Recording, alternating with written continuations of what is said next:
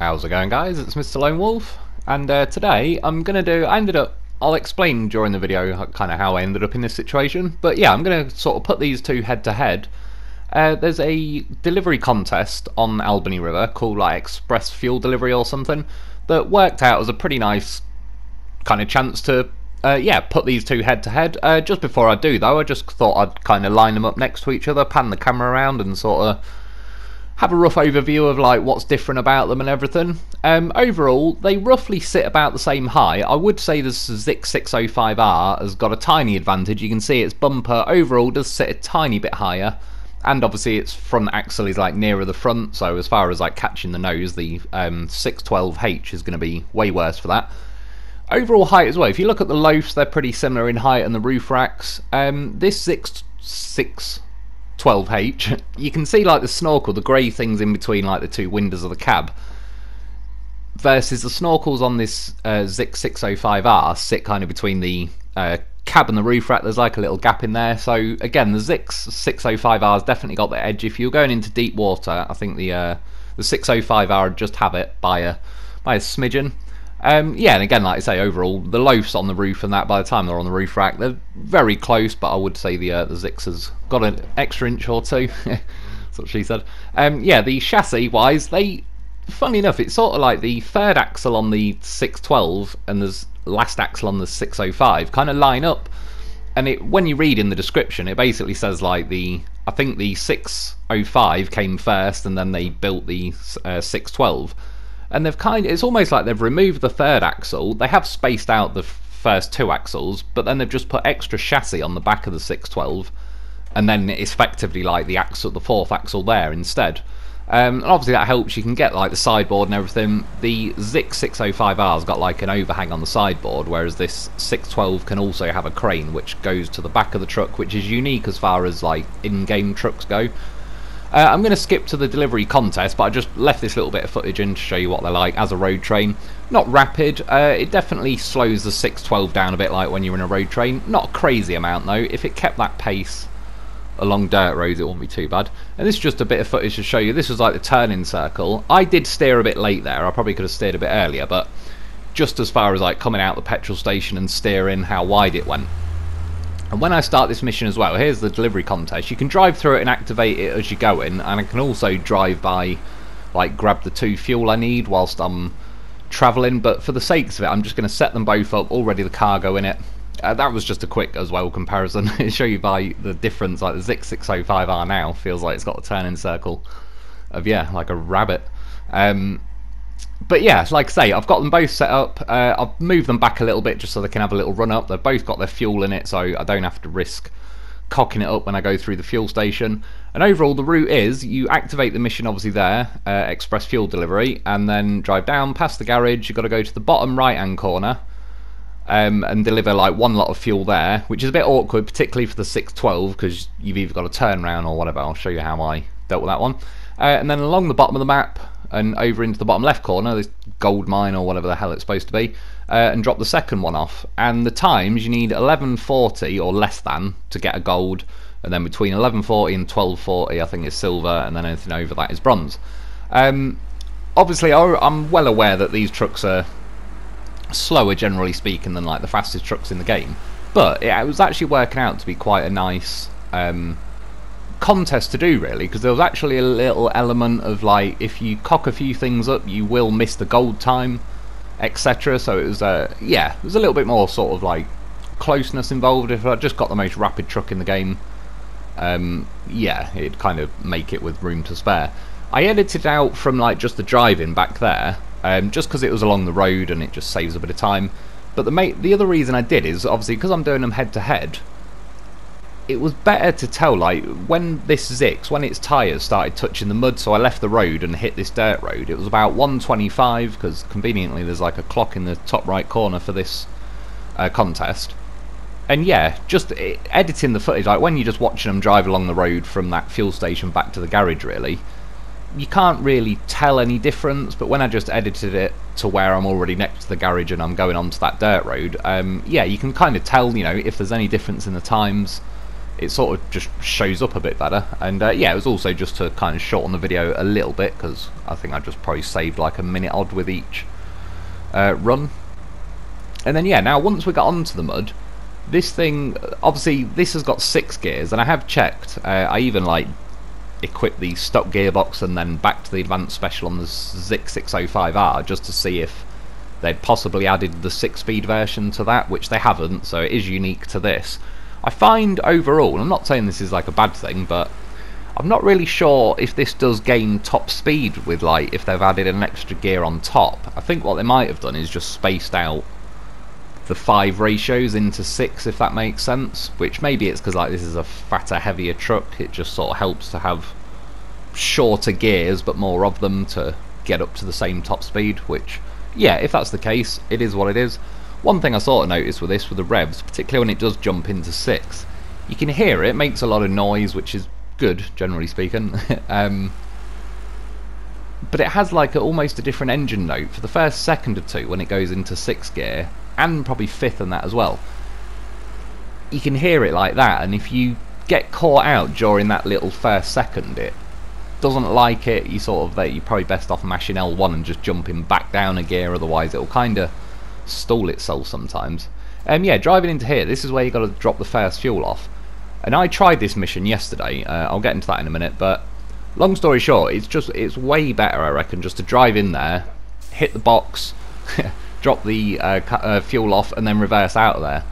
Yeah, yesterday and the day before, originally I was doing the what's it called, delivery from the quarry or something mission, where you got to go and get 2 lots of special cargo, like oversized cargo, so they're 4 slot each, so you're going to need 8 slots in total. I was doing that mission, and I did it with this truck. By the way, this was my cock up there. I even was saying to myself, oh, I'll be pretty close to that post, and then I bloody hit it. So I can factor that in. I'll work out kind of like, it must have lost me 5 to 8 seconds maybe. But yeah, it is what it is. I was like, the amount of blue screens and stuff, I was like, I'm not resetting and starting again over hitting that post.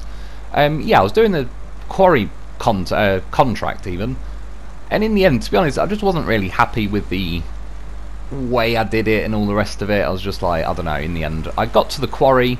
For some reason, the quarry just feels like treacle when you're driving around it. And then I already had a Derry 15C special there, and that thing couldn't even move out of this little puddle it was in. And I was just like, I don't know, it's just something about the footage. I was like, no, I'm not happy with it. Abort mission. So I'll scrap that one. And then the first night, it was just the amount of time it was taking, I sort of ran out of time. The next night, yeah, I wasn't happy. This was, I think, yesterday with the footage. So then I went and did this contest with this truck, and it blue screened me, and by the time, that was about the 8th blue screen that night, so I was like, sod it, it's just, it ain't gonna happen. It's already 8, half 8 or whatever, and I'm still just trying to even get the footage. Plus, I also had a few more ideas for like wanting to do this mission, so I was like, I'll leave it yesterday and just have a little bit more time and everything tonight. These are the few bits that sort of bit this truck, and that's why I was sort of mentioning. I did a run in this yesterday, so I already knew these 2 bits were a bit iffy. On the first bit where I caught my nose, you're best off staying, I'd say on the inside, based on like the slope, to the left. Almost miss it as much as you can really, and like if you go on a bit of a diagonal, you can kind of get your chin up there quite easily.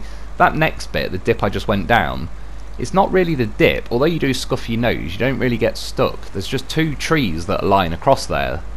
They're the trees, eventually they disappear, but you know when you first hit them and they're like completely immovable, but then as you spring back off them, they kind of then sink a bit and drop through the floor. So they held me up as well. Either of them didn't get me quite as badly as they did yesterday. That's why I said in the scheme of things it wasn't too bad to sort of just do a run tonight. See, this did pretty well through there. That's a bit of an awkward muddy section. There's a few tree branches and roots sticking out there. I wasn't too happy about driving up the hill on the other side though. Again, what I've noticed with this, because obviously in a lot of vehicles I prefer just sitting in high range.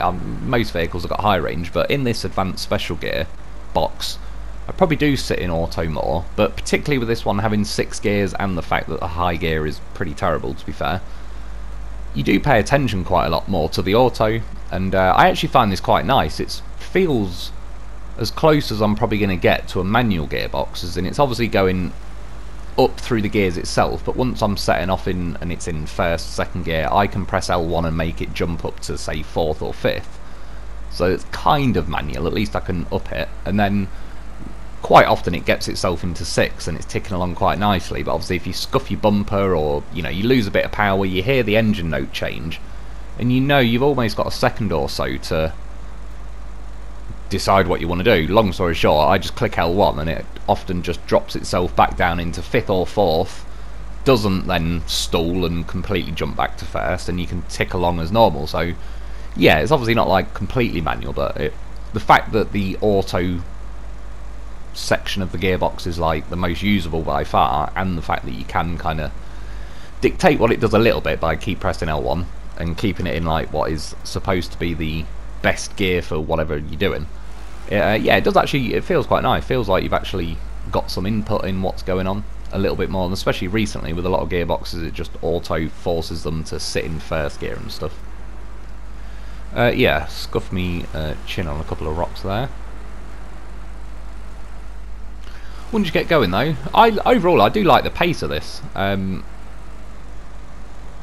Yeah, I've not actually raced it against the Derry 15C, which, you know what, thinking about it, I probably won't do like this contest or whatever, but in a straight line I might have to check them out. I'd be willing to bet money this is quicker, just for the fact even like, I remember driving from the garage to the gateway with the Derry 15C, and it took me about 18 minutes. This, obviously, I'm not quite going to the gateway, but once you factor in like going all the way to that gold mine thing in the bottom left, it's not that far off, and obviously the time's going to be quicker than 18 minutes. A little bit of interior view there. It's funny with this one because you sit so far over to the left, you have to bear it in mind, sort of thing. I know in obviously other vehicles you're on the left for a lot of them, but they don't. It just feels like a normal car. You appreciate you're slightly over to one side. This thing though, yeah, you really are in like the very left corner of the front of the truck, and there is a decent amount of truck sticking out to the right, so you can find yourself like crashing into, yeah, clipping trees and stuff that you probably thought you might miss. Well, I kind of half the time I aim to hit the trees, to be fair. They're all on the list. And yeah, this thing, it's funny because it shines in certain places. Obviously catching its chin is a negative. It's gone through a couple of sections of awkward mud, including right here. I did click L1 and it dropped it down into, was it like 4th or something, which is fine by me because then it'll fire itself back up to 6 going up here. It's better than it forcing, just stopping basically, jumping back to first and trying to go all the way back up the gears. So that's what I mean by paying attention to what's going on with the gears, and it's pretty easy. It becomes second nature. I kind of do it anyway, but it's just the way they've broken the gearboxes recently. It rarely matters. It's the game seems to just already decide what gear you're going to be in based on where you are on the map. But this feels a lot more old school, like it was, where you actually do have some input in the situation. And yeah, heading here now. Obviously the gold time was 11:40, so it looks like we've pretty comfortably beat that. 10:30. Well, not quite cashed it in yet. And yeah, dropped one lot off there, and 10:40 in the end, which I believe is exactly a minute within the gold time. Obviously right now that was genuinely the first run I've ever done on this with any truck. So I didn't know if that was like, I assumed it was, well, obviously it's a gold time, but I knew, something like the Tayger's going to get a quicker time, but I didn't know what that was relative to, yeah, this thing up next, the Zikz 605R. And yeah, I mean, I honestly didn't know at this point. I know already that this Zikz 605R is an incredibly good truck. I think it's probably fair to say it's the best DLC truck that, we kind of get a couple of trucks with each phase that comes out. That 612H is like an actual separate DLC that you have to pay for. Yeah, just while the footage is there, as my wheels with the Zikz kind of drove from the road to the mud, I'd say it was about 1 minute 22, so it was actually 3 seconds quicker from starting this mission to get into that muddy section, which I was sort of surprised at, because obviously this has got 5 gears, the Zikz has got 6. One thing I would say might have made a little bit of difference, but I would give this the edge anyway. They've both got 61-inch tyres, by the way. That's just what they both come with. And on this only has Zikz tyres like that it's got on now. The News 612H has got these tyres, but then a selection of muds and chained and stuff. But I've got Zikz tyres on both of them. Yeah, the only thing I would say is when I did the run from the petrol station to say like get into that mud at 1 minute 22, I probably was more paying attention to doing racing lines, if that makes sense. So I was kind of like making sure I'm cutting the corners nicely and stuff. I probably didn't necessarily do that with a 612, but nonetheless I'd still give this the edge. I still think it would have probably cleared it, like beat it by a second. And then going up here, so there's like this didn't like it as much. When this 612 came up here, I did scuff my bumper and I tapped L1 and it dropped into like say 4th, and then it just naturally climbed its way back up to 6 and motored along. This was moaning a little bit more about it. Once I tapped L1 and it sort of dropped into 3rd or 4th or whatever. Yeah, there was once or twice just this little run of mud here until we get back to this road really. This wasn't as happy about. And I mean overall, even though this is a relatively heavy vehicle, and I like the fact that you can tell there's some weight in this vehicle, but there's clearly, it certainly plays out like it, there's more weight in this 612H, which I'd expect, but it might be little things like that that it just, in muddy situations, see going up here as well, that, I think I ended up going back to first gear, whereas the 612 didn't, to put it bluntly. I think I probably tapped L1 and again dropped it into like 4th or something. Yeah, driving in here, even though the Zikz is far more nimble, the 605R, I still think you're better off when you drive in here just reversing out. Because basically when I did it yesterday with the 612, I drove in, delivered it, and I went to do a, you know, like a little lap around like that island of crap in the middle. And yeah, it was just clearly longer, probably cost me another 5 or 10 seconds, and the steering's pretty crap with that. Well, the funny thing is with the 612, objectively the steering is terrible, but I actually, just personally, I like it because once you full lock, it just gives you that nice feeling of like, it feels like you're driving a big fat heavy truck. And I just like the way the nose kind of sweeps across once you're up full lock. But yeah, as far as like, you know, if you wanted to do a tight turn around in a yard or something, the steering is objectively crap. It's on the scale of like the twin steer. Again, the twin steer is relative to itself and its size, it's not terrible, but again, put it against all the other smaller and more nimble trucks in this game and they'll kind of wipe the floor with it. And to be fair, I didn't really look at the clock kind of as I was going along here. I didn't really checkpoint anything, like, you know, I could look at when I go past that tree, what time is it? So I wasn't really sure myself. I knew they were both pretty close to each other because I could just, yeah, I wasn't really paying attention and checkpointing it, but I kind of roughly knew, yeah, what, like, you know, what time was it when I was here and stuff. See, there's the sections where this Zikz benefits because its front axle is so close to the front of the truck and it doesn't have a massive chin. I believe one of those sections though, just to say that this got a little advantage, is, you know, the section where I said those trees got in the way of my Zikz and I kind of had to spring against them and reverse up a bit. I believe then after I drove over them they sort of die and fall through the map, and because I didn't get blue screen between these two runs, this wouldn't have had to fight those trees out the way. They already would have gone. Yeah, as far as the blue screening goes, it's weird. I got blue screened, well, yeah, the other day on the quarry mission, and then yesterday, like I said, by the time I was trying to get this footage and it did it again, I was just like, it's a sign, it's done it enough that I'm just going to call it a day because it'll just start driving me mad. Tonight, it's weird, I got blue screened a couple of times, kind of when I was first starting the video, up to and including driving these trucks to the fuel station. But once I actually started the video, really, kind of getting the footage, I was able to do both runs, didn't get blue screened or anything. And then near the end of the video, I even thought, oh, I've got away with it. I messed around in the Taiga quickly, which is kind of at the end of this video. I added it on in the end, not like bonus footage, that sounds cheesy, but the point of this video was to race these two, but then I just couldn't resist for my own curiosity. I sent a Taiga doing the run just to kind of see roughly what time that would get, obviously being like a high range gearbox and all the rest of it. Yeah, and then I got blue screen some more.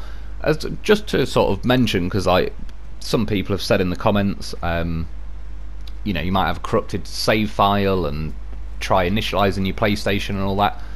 Yeah, just because I've been not really replying to any comments recently, just busy and all sorts, and my phone is not always on charge at the minute because I've just been doing just like down at my granddad's flat a bit and stuff. So yeah, but just to kind of generalise it, I don't know if my save file is corrupted, but the reason why I don't think it is, I still think it's an issue on SnowRunner's end. And the reason why is, I forgot to mention this, but on the 6.12 gameplay and review video I did, that entire night, which probably took me 8 to 10 hours of getting footage, I didn't get blue screened once, but that was going back to like the original maps and all through them. I didn't go all the way through to like phase 6, 7 and 8 and all that, but I was on like Flooded Foothills phase 2 and yeah, Lake Coved, and then all the original maps, and I didn't get blue screen once. And the funny thing was, when I finished the video, just because sometimes after I've finished the video I sort of, you know, quit the game, go to Share Factory, start editing, and when I load the game back up the next day, obviously because I just quit the game, it loads back where it last saved. So sometimes I'm even loading back up like I'm 2/3 of the way through the mission that I've already finished and made a video on. So sometimes I just naturally now mess around a bit at the end of a video just to give the game time to save, so it actually remembers where I am when I sort of finish getting the video footage. So yeah, at the end of getting the 6.12 footage, I actually just thought, oh, I'll load back up to Albany River and I'll go and see if I can jump that 6.12 over the roundabout. If it worked, you know, it might have made it into the video, but it was just for my own sort of messing around and yeah, give the game time to save. And then it blue screened me and I was like, right, well, that just obviously kicked me out to the main menu of the PlayStation, so I was just like, sod it, that'll, as a sign again, I'll just go on to Share Factory and start editing. Yeah, so I didn't get blue screen the whole night on all the other maps, but as soon as I came back to phase 9, Albany River, I got blue screened. And tonight, obviously, been on Albany River when I was doing the video. Funnily enough, getting that quarry video, it blue screened me quite a bit on Albany River. I don't remember it blue screening me once I was on Burned Forest. But that's basically what I've kind of noticed, is ever since they originally added phase 9, that's when the blue screen started for me. Like, black and white, clear as day. I was doing live streams just before phase 9 came out and the live streams were fine. The very first time I live streamed when the phase 9, it was just blue screening me every 5 minutes, and obviously cocked up loads of live stream. I think I've ended up deleting the ones that were lasting like a couple of minutes. Yeah, and then just ever since I've been testing it, it just keeps kicking me out. It's odd though, on the mod playthrough it just seems to kick me out every 5 minutes, but if I just park the truck up and leave it there and don't actually move anything, it'll stay loaded on the game for hours. It's just, there's something about this map, I believe, that, I don't know, something it's loading up. I don't know if it's, you know, as I'm driving and it's loading more map up, it's something's kind of triggering it to just kick into like, yeah, blue screen mode. See, even there my heart went for a second, like it was the saving cogs, so you just get like a frame rate lag for a second, but that's basically what I get right before it blue screens. It's just either the saving cogs come up or a blue screen and an error code. Yeah, so like I say, it's one of those. Even the possibility that my save file could be corrupted, I don't even want to entertain the idea, because I'm not going to delete my save file. I'd rather put up with the blue screens than wipe my whole game. So yeah, it's a bit of an awkward one at the minute. Yeah, this got 1029, so it actually won. It got 11 seconds quicker than the Zikz 612.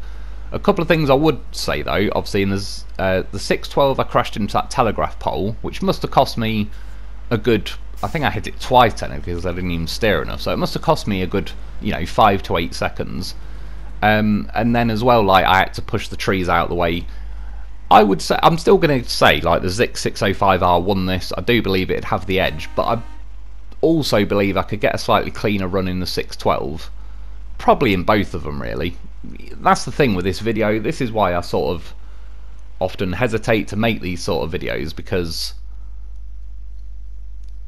I don't know, it's sort of how long's a piece of string. I've just done both these runs, got 1040 and 1029 respectively, but I could do them again, and you know, they could be the opposite way around. I could get maybe 1029 in the 612 and end up with a 1040 with the 605R. So obviously these are just rough ballpark, that's what I mean. It's one of them where I'd, you know, ideally I'd want to do like 20-30 runs with each and pick the best 3 times or something, but obviously I just time-wise, it's not physically possible, really. Back when I did the tyre testing on the not flooded foothills, just flooded land or something, flooded lands, whatever, in Tamir. Yeah, obviously I did hundreds of runs with each tyres and all the rest of it, hence actually brings me quite neatly to the point with this Tayga. I ended up doing a run in it. I left this bit of footage in because it actually let me get up to 8th gear out of 8th, really, and it just showing you, like, you get a bit of speed going, but as soon as I came around this corner it was going to force me back to 1st, so I tapped L1 and dropped it to 5th. As I leave the road and touch the mud, I'm on, like, was it 55, 56 seconds, so already it's shaved like a good nearly 30 seconds really off either of the 612H or the 605R's time. Yeah, and the reason like the setup I've got with this Tayga, I've got the chains on them, so I was just mentioning, like, the tyre testing I did a couple of years ago really, but I did easily more than a couple of hundred runs between all the tyres, and yeah, to this day this Tayga with these chained put in the best time that I just can't beat with any other truck or tyre combo. And it probably, to a degree, it probably makes sense really. I remember years ago, like, my stepdad, they got a Peugeot 206 and it had the skinniest little tyres on it you've ever seen. But randomly, when it snowed, like around those few years that we owned it, that could drive, like, it'd get up all the hills and that, loads of cars would be getting stuck. Because it just had little tiny thin tyres, I think it cut through the snow quite well. And I think that ends up being a similar case with this truck, where the custom muds as well, particularly, they sit wide. They're kind of like balloons, and one, they have more drag, I think, when you're driving along the road, but secondly, I just think once you get into muddy sections, like these tyres, the chain being narrower, sort of cut through the mud and immediately find the grippier terrain underneath, whereas those balloon sort of muds in particular kind of wade across the top, so you've got to floor it, do a lot more wheel spinning to kind of chew your way through the mud to get to the grippier stuff underneath. And I think that's just where this shaves, like, the odd second off here and there, and it all works out pretty nicely. It's funny as well, actually. He's looking like, obviously, just boxes of photos and that my granddad had, and there's a few of them that he's got some good photos. He's got pictures of the some, like, NASA, you know, space shuttles taking off. I believe the date on them was year 2000, so if there was, I don't know though, a lot of photos. It was weird, and I remember this with, like, digital photos back, you know, before camera phones really were the thing. They don't have the date on the picture, they have the time. You know, it'll say like 1827, it's obviously not the year. It's like basically 6:30 at night. Like, who the hell that was high enough in the photography industry to be able to have a say in digital cameras decided, no, let's not have it leave the date on the photo, let's just have it put the time of day. Like, because when you look at a photo that's 25 years old, you don't want to know what day and date or whatever it was. You want to know, oh, was it dinner time or fucking tea time? It's so ridiculous. So yeah, a lot of the photos it's hard to tell, but I believe the NASA ones of the rocket launch and that are from, I think it said Florida in 2000, because they used to, my grandma and granddad used, like, they owned a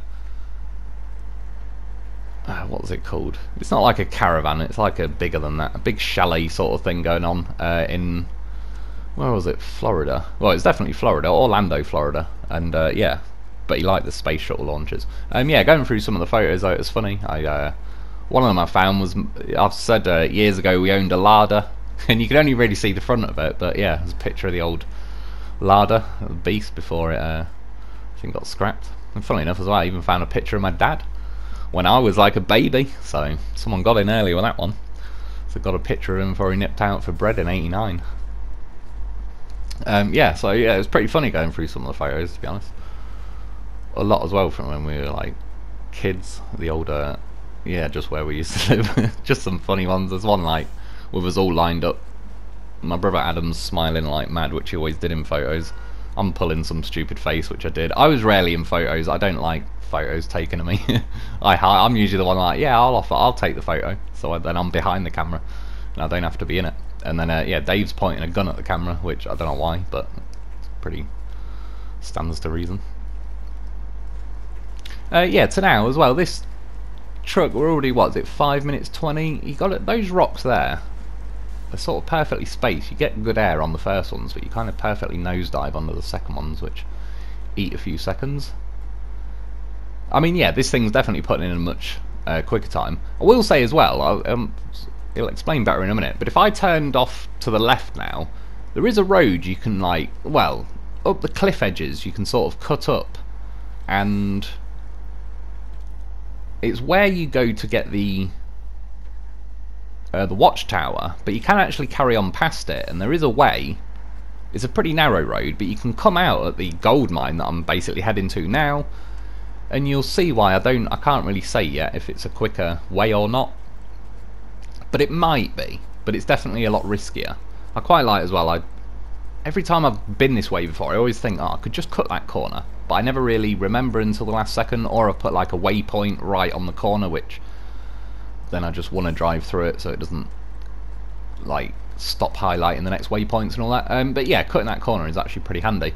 And you see there's little bits like this mud here, this immediately bogs down. I've got to drop it into auto, and to be fair, once I'm out of it I can pretty quickly just stick it back in high and go in.